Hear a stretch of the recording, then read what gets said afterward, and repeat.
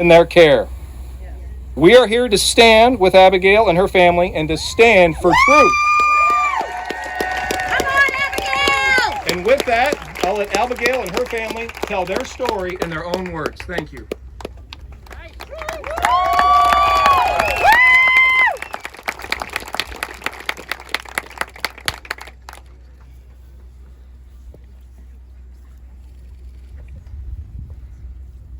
Good afternoon. My name is Abbigail Wheeler and I am 16 years old.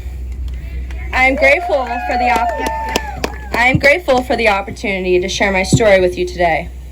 On April 27th, while attending swim practice at the YMCA, I went into the women's locker room to use the restroom. As I was headed to the stalls, I witnessed a man standing next to two other adults who were sitting on the changing benches. I also want to clarify a miscommunication that occurred in a previous interview. To be clear, I did not see the man naked and no male genitalia was exposed. However, I did see the man changing in the women's locker room. After seeing the man in the women's locker room, I was scared and upset. I decided to leave immediately because I was alone with them and felt very uncomfortable. I went to my coach, Alex Tatura, and told him that there is a man in the women's locker room. He responded that he was aware of it and there was nothing he could do. That is when I realized this was not my first time seeing this man in the women's locker room. About roughly 4 months earlier, I was again in the locker room changing with a group of girls out of our swimsuits. When I looked across the locker room, I saw what I thought was a very manly looking woman sitting on a chair in the corner wearing a women's swimsuit. Even though it seemed suspicious, I didn't say anything and kept myself wrapped in my towel while changing.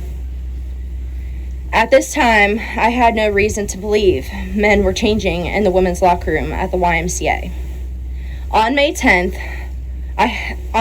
I spoke again to my head coach, Alex Tatura, and the CEO of the YMCA, Angie Soul.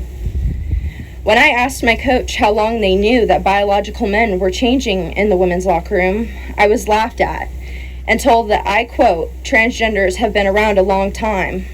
I replied, that is not what I asked, and restated the question to them. Finally, the CEO responded that the YMCA had been aware for a while. I was also told that if I wasn't comfortable changing in the women's locker room, that I could use the family changing areas or not use the facilities at all. Shortly after being told this, my teammate and I, Lucy,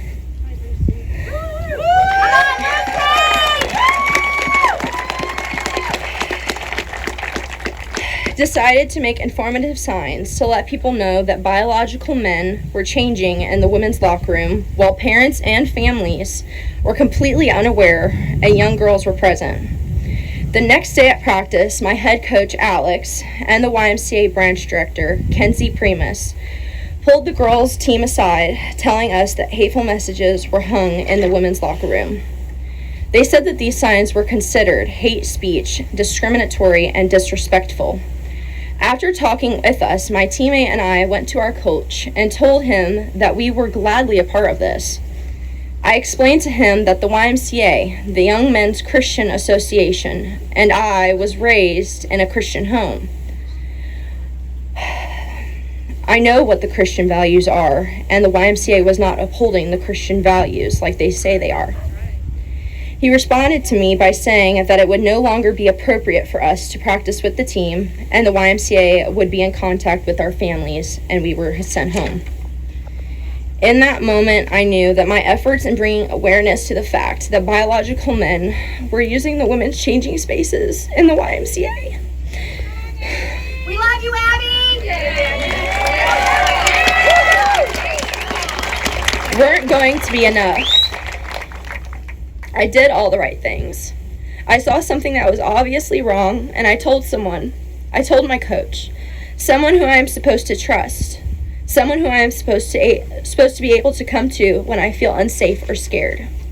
Instead, all of my feelings of unsafety, fear, and vulnerability were simply brushed aside. I was made to feel as though I was in the wrong, I was made to feel as though there was something wrong with me feeling uncomfortable changing in the women's locker room, where biological men were being allowed to undress in the same space as me and my underage teammates.